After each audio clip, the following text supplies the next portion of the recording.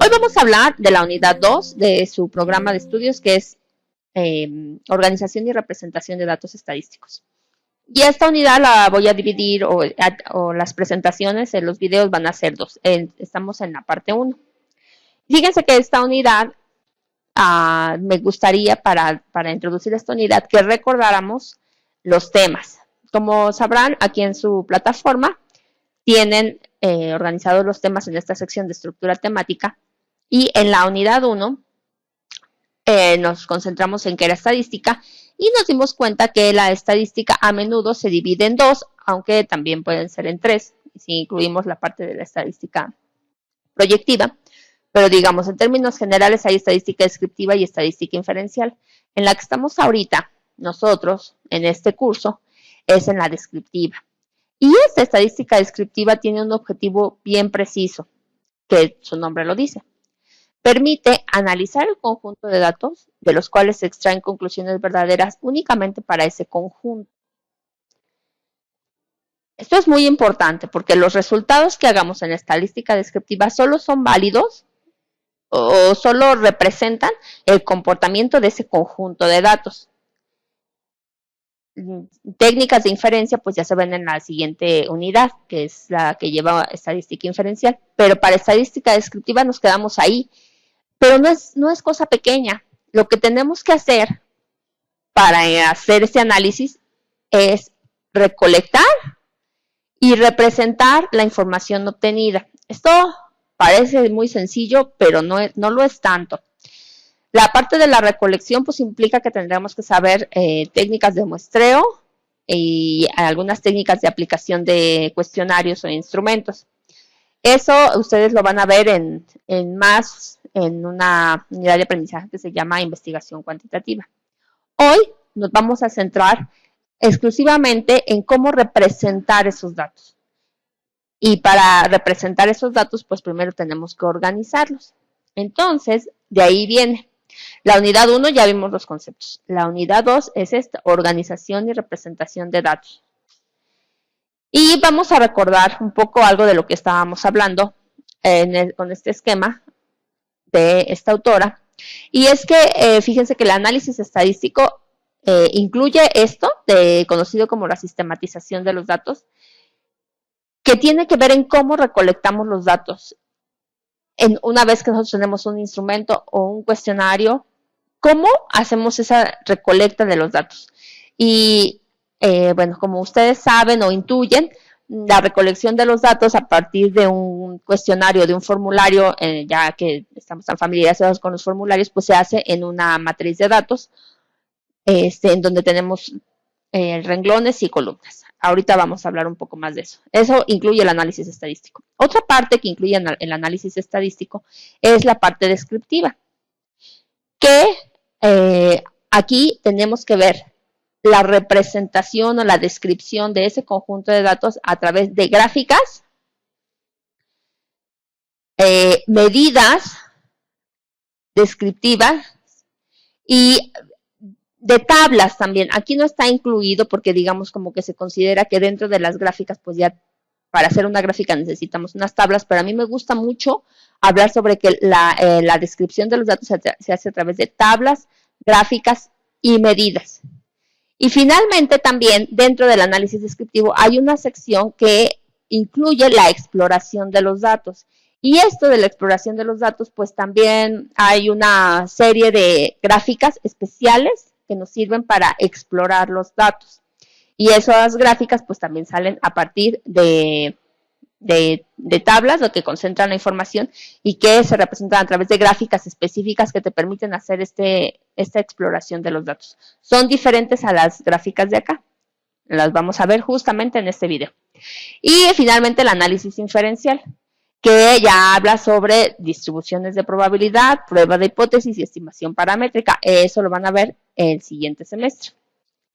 Bueno, me voy a concentrar entonces hoy en el análisis descriptivo o en introducir a esta parte del análisis descriptivo. Y es que, bueno, tenemos esta sección que habla sobre las gráficas que representan información.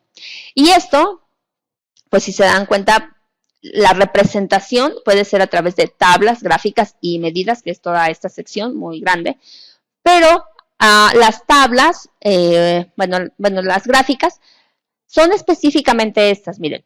Aquí apréndanse de memoria estas porque son muy importantes y solamente son esas. No hay que dispersarnos en un montón de gráficas más que van a escuchar y que son, si se dan cuenta, aquí también tenemos gráficas o diagramas.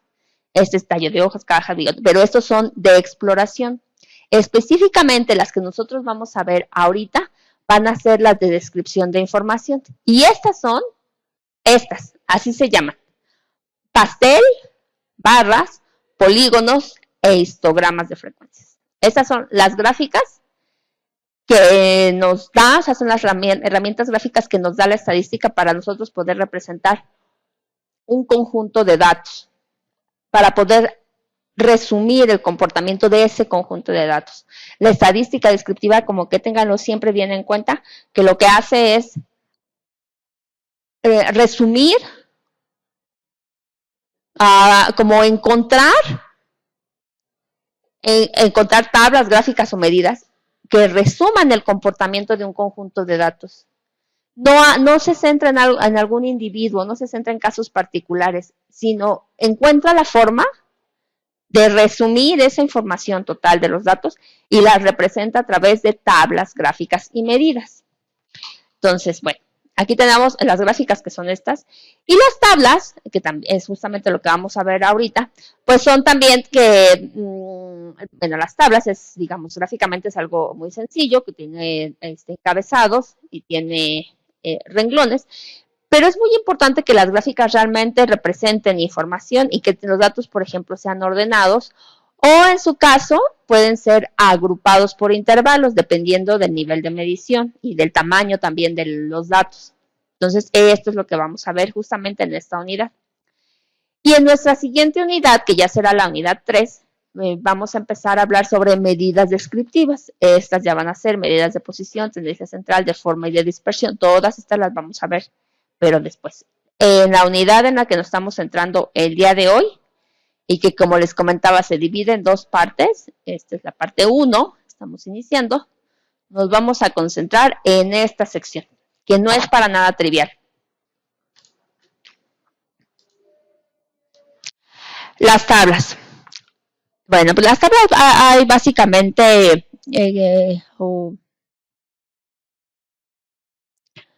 las tablas se clasifican básicamente en dos, en función de las variables que representan o de las dimensiones que representan y en torno a si representan datos agrupados o no agrupados. Esas son las dos que vamos a ver. Y entonces una tabla unidimensional es una tabla que lo único que va a representar va a ser la frecuencia de la categoría o del valor que se esté midiendo. En este caso tenemos que la variable que se está representando es la variable edad y las categorías, los valores de esa variable es de 18 a 20, de 21 a 23, de 24 a 26, de 27 a 29 y de más de 30. Estos se llaman también intervalos porque están agrupando una variable numérica en clases o intervalos. Pero bueno, aquí el punto es que está representando una sola variable, la variable edad. Y lo que representa acá, pues es la frecuencia. Todas las gráficas pues van a representar frecuencia. Es un valor muy importante, ¿no? Es cuánto estamos contando. Y si se dan cuenta, la frecuencia siempre es un valor entero. Entero. No vamos a tener decimales en la frecuencia. Diferente a la frecuencia relativa. La frecuencia relativa sí es un tipo de tabla, es un tipo de medida en donde lo que nos interesa es saber el valor relativo o la probabilidad de ocurrencia de esta categoría o de esta clase. Voy a agregarla. A ver, déjenme sacar mi...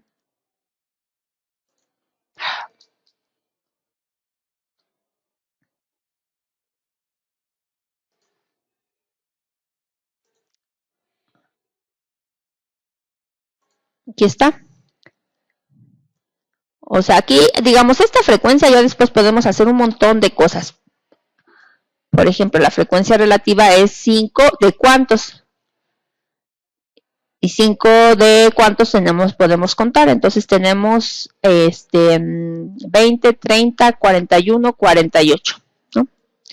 tenemos a 48 sujetos, entonces 5 de 48 ya sería la frecuencia relativa. Y aquí 10 de 48. Esta frecuencia relativa, pues por supuesto que sí es un valor decimal, es un valor relativo. La frecuencia simple o frecuencia absoluta es un valor entero, simplemente nos sirve para contar. ¿Okay? Entonces, una tabla unidimensional, pues lo que vamos a representar es el conteo de cada valor, de cada categoría.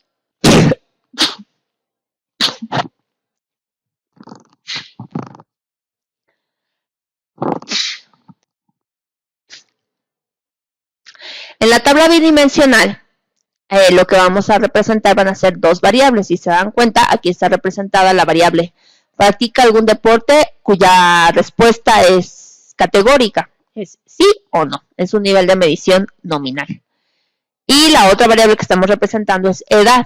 La edad está a nivel de medición intervalar, es una variable numérica. Aquí igual es muy importante que los datos estén ordenados, ¿no? Cuando hay un orden, pues se representan ordenados. Aquí no importa que va primero si el sí o el no, porque no hay orden. Y pues lo que representa justamente pues es la intersección, ¿no? ¿Cuántas de esas personas que practican deporte tienen de 18 a 24 años? Pues 8. ¿Cuántas personas de 25 a 31 años no practican deporte? 20. Estamos representando en una misma tabla dos variables. Y bueno, aquí hay un ejemplo también de una tabla bidimensional que lo que representa es el número de hijas y el número de hijos se le preguntó a 94 personas o 94 parejas o 94, pues sí, madres solteras o sea, un grupo de personas, el número de hijos que tenía. Y entonces se le preguntó cuántos hombres y cuántas mujeres y digamos 10 no tienen ni hijos ni hijas. 1 tiene 3 hijos y 2 hijas. 0 tienen 3 hijas y 3 hijos. Bueno, entonces esa sería la representación en una tabla bidimensional. Son dos variables, ambas variables de tipo de razón. Esta es razón, ¿no? Porque tal cual es la respuesta es una respuesta numérica y tiene un 0 absoluto. No podemos tener menos un hijos. Lo mínimo es 0. Entonces aquí son niveles de medición de razón, nominal, intervalar. Bueno, entonces esto fue en torno a la cantidad de variables que representa. Otra clasificación de las tablas es cuando la variable que nos representan la presentan agrupada o no agrupada. Y esto aplica exclusivamente a las variables de medición numéricas. Y lo que tenemos aquí, por ejemplo, es otra tabla en donde lo que se está representando son la edad, otra vez, es la variable edad, es una variable también, si se dan cuenta aquí está medida a nivel de medición de razón. Hay un 0 absoluto, lo mínimo que puedes tener es 0 años. Y hay un orden. Aquí la representación en tabla pues debe de ser en orden. El total de casos, bueno, ya, 4, hay 4 casos registrados que tienen 18 años. Y de esos, 2 tienen estudios profesionales y 2 no tienen estudios profesionales, ¿no? Aquí estoy representando una variable con datos no agrupados, que la edad no está agrupada, y los estudios profesionales pues tampoco están agrupados, ¿no? Esta es una variable nominal, digamos, aquí no aplicaría el agrupamiento. Y algo parecido a esto, pero ahora sí agrupado, es esta sección, ¿no? En donde lo que ya estoy hablando es de que esta variable edad, pues la agrupo en intervalos o en clases, ¿no? También se le llama clases a los intervalos. Y entonces digo de 18 a 21 años, de 22 a 26 años, de 27 a 31 años, y lo que estoy contando es el número de casos y si tienen o no estudios profesionales. Y digamos aquí ya agrupé, ¿no? Se resumió muchísimo más la información en esta de aquí. ¿Qué es bueno hacerlo de una manera o de la otra? Pues cualquiera de las dos funciona. Todo dependerá de cuál sea el interés, ¿no? Si queremos mucha mayor precisión, pues no hay que agrupar. Nunca hay que agrupar si queremos mayor precisión, porque perdemos información. Si se dan cuenta, dado esta lógica, yo nunca voy a saber cuántos tengo de 18, 19, 20 y 21. No hay forma de saberlo. Solamente voy a saber que de 18 a 21 años tengo a 15. ¿De acuerdo? Bueno. Y hablamos entonces de la otra parte, que es las gráficas. Y las gráficas, bueno, pues son diagramas, dibujos, imágenes, que lo que nos permite es comprender las características importantes o propias del estudio. Una gráfica a veces de verdad dice mucho más, o se entiende muchísimo más que una tabla o que la propia medida. Bueno, en términos de formato, siempre una gráfica, al igual que la tabla, debe de tener un título, una fecha a la que corresponden los datos, la fuente de donde se obtuvieron los datos y el responsable de la elaboración y además la fecha en que se elaboró la gráfica. Ahorita vemos algunos ejemplos. Y bueno, acá hay otra definición, es de López Suárez, que la gráfica es una imagen de un grupo de datos. Resulta bastante accesible y ayuda a evitar el bloqueo emocional que muchas personas tienen hacia los números. Entonces, muy bien con las gráficas. Vamos a ver algunos ejemplos. Antes de seguir, me gustaría ponerles algunos ejemplos sobre esta cuestión del formato. Parece una cosa muy sencilla, pero a veces cuesta algo de trabajo. Aquí, por ejemplo, hay una gráfica, es una gráfica de barras, y lo que está igual tiene un número, tiene un título, y tiene una nota que especifica de dónde son los datos.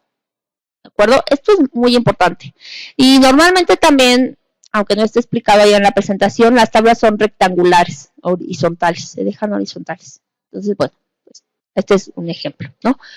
Hablaremos un poco más al final, porque ya es cuando demos el reporte. Ok, bueno, seguimos entonces. Terminamos con esto del formato, y lo que sigue ahora es hablar específicamente de gráficas. Y las gráficas son, ya habíamos visto, acuérdense, son de pastel, de barras, histogramas y polígonos de frecuencias, nada más. Las gráficas de pastel o de sectores, también conocidas como de sectores, ofrecen al lector una idea clara de lo que se representa y enfatiza la naturaleza categórica de la variable. Fíjense bien aquí, esto es muy importante. La variable se mide en un nivel de medición categórico. ¿Cuál es ese nivel de medición? Pues el nominal. El nominal. Y bueno, es representada en términos de un círculo que representa la proporción de cada una de las categorías, ¿no? Entonces aquí están representadas estas categorías. Perfecto, esto ya lo hacen los programas. Excel lo hace perfectamente. Las gráficas de barras. Fíjense que las gráficas de barras sirven para representar datos con nivel de medición nominal u ordinal, cualquiera de los dos. Pero ¿cuál sería o cuándo vamos a preferir una gráfica de barras? Cuando tengamos un nivel de medición nominal, si ya quedamos que los nominales van aquí. Entonces se acostumbra a usar la gráfica de barras con nivel de medición nominal siempre y cuando tengamos más de 7 categorías. Más de 7 ya no nos conviene representarlas en un pastel. Aquí, bueno, dependerá un poco de los autores, pero bueno, si se dan cuenta aquí lo que está representando también es una variable categórica, ¿no? No es mejor jugar básquetbol, ni fútbol, ni handball. Pero lo estamos representando en barras y no en pastel. Les digo que es una conveniencia en donde si son más de 7, ya te vas por barras, porque ya puede ser que las rebanadas de los pasteles ya queden muy pequeñitas y ya no se distinga bien la proporción. Cosa que aquí sí es mucho más fácil ver la proporción ubicando la frecuencia en esta sección, ¿no? Entonces, bueno, la altura representa la frecuencia y el orden es arbitrario. Se representan sobre unos ejes de coordenadas, ¿no? Hay un eje de coordenadas. En las abscisas o X, este es el X o de abscisas, van los valores de la variable y sobre el eje de las ordenadas van las frecuencias absolutas o relativas acumuladas. Los datos se representan mediante barras a una altura proporcional a la frecuencia, esto lo hace el Excel, y es una barra por cada categoría. Cada eje debe de tener un título breve y explícito, ¿no? Ahí está. Después tenemos los histogramas, entonces ya vimos pastel, es para nominal. Barras es para ordinales o categóricas, y vienen los histogramas. Los histogramas nos sirven mucho para hacer, o más bien, nos sirven para representar frecuencias intervalares. Entonces, cuando tengamos niveles de medición agrupadas en intervalos, nos vamos a ir a un histograma de frecuencias, como es este caso. Se dan cuenta aquí de 50 a 54 hay uno, de 55 a 59 hay dos, y si se dan cuenta, contrario a las barras están separadas, las barritas del histograma están juntitas. Aquí lo que representa es que hay una continuidad numérica. Entonces, el histograma es lo morado. Y bueno, vamos a leer. Los histogramas dibujan rectángulos unidos entre sí, lo que significa que existe continuidad en la variable, cuyos valores se representan en el eje horizontal que se haya dividido en intervalos de igual amplitud. Esto es también bien importante. Esto es un histograma siempre y cuando los intervalos tengan el mismo tamaño, ¿no? Exactamente el mismo tamaño. No se vale que haya intervalos más pequeños que otros.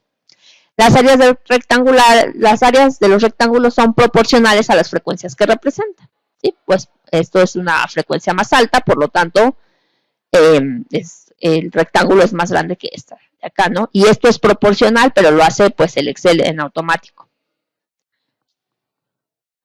Finalmente tenemos el polígono de frecuencias. El polígono de frecuencias lo que me va a servir es para representar distribuciones de frecuencias puntuales o no agrupadas. Sería como este caso. El polígono de frecuencias nos va a servir para representar esta tabla y el histograma de frecuencias nos va a servir para representar esta tabla de acá. Aquí están agrupados en intervalos y aquí están las frecuencias, están los datos puntuales, ¿no? Me regreso.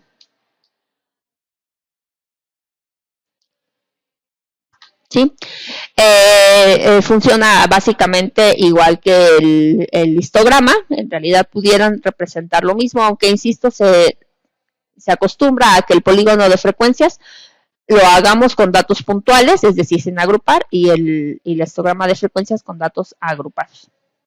Aquí, si se dan cuenta, pues tenemos este que sería la marca de clase, sería 149, 154, 159, y lo que estamos representando aquí, el polígono es esto de aquí, miren, esto, es esta rayita que estoy en negro, ese es el polígono, y lo que está en rojo es un histograma de frecuencias. El polígono es esto, y se llama polígono justo porque si nosotros lo cerramos con sus extremos, cerramos aquí así, lo que forma es un polígono irregular, pero finalmente es un polígono, tiene muchos lados. Eso sería la definición de polígono. Entonces el polígono es esto y el histograma de frecuencias es lo que está en rojito. A veces se hacen las dos cosas, como es este caso. Está representado el histograma en rojo y el polígono en negro. Bueno, el original aquí está en negro, ¿de acuerdo? Quiero borrar lo que hice para que se vea que el polígono de frecuencias pues es el negro. Ahí está. Ok. Bueno, y finalmente tenemos una gráfica que es es un polígono de frecuencias, pero es un polígono de frecuencias acumuladas. Entonces, digamos, este es un polígono de frecuencias acumuladas o también llamado ojiva. Y lo que hace es ir agrupando las frecuencias, digamos de aquí. Aquí tenemos 20. En la siguiente sección tendríamos, quiero ver las frecuencias, aquí por ejemplo. Aquí de 50 a 54 tenemos 1, de 55 a 59 tenemos 2, y entonces aquí ya tendríamos 3 acumuladas. De 60 a 64 tendríamos 11. Con las 3 que ya teníamos, entonces aquí ya tendríamos 11 y 3, 14. De 65 a 69 son 10 más. Y entonces ya tendríamos 14 más 10, 24. Entonces vamos agrupando las frecuencias. Y la representación gráfica de ese agrupamiento es justamente el polígono de frecuencias acumuladas, o también llamado ojiva. De 50 a 54. Y se representa normalmente con una F minúscula y una A de frecuencia acumulada. Y entonces aquí ya tendríamos una, que es la primera. Aquí ya tendríamos 3. Aquí ya tendríamos 14. Aquí ya tendríamos 24. 24. Y la representación de esta tabla es justamente una cosa que te va representando 1, 3, 14, 24. Es algo así. O esto de aquí. ¿De acuerdo? Eso se llama ojiva. Finalmente, una conclusión de las variables de las gráficas que vamos a ocupar. Y es, si tenemos un nivel de medición nominal, la gráfica que vamos a ocupar es barras o pastel. Si pastel, siempre y cuando sean menos de 7 categorías, y barras si son más de 7. Aquí, pues los autores, habrá alguna discusión, en realidad no es tan importante, también ustedes como lo vean. Si ven que con 7 se ve bien de pastel y les gusta más representar en pastel, no hay ningún problema. Pero esa, digamos, es la conclusión. Cualquiera de las dos te funciona para niveles de medición nominal. Ordinal, ya tenemos una gráfica de barras, no de pastel. Pastel definitivamente, para el ordinal no.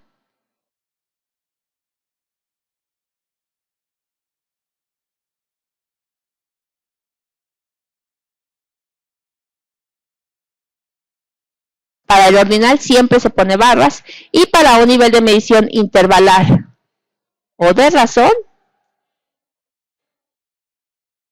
vamos a ocupar histograma, polígono de frecuencias y ojiva.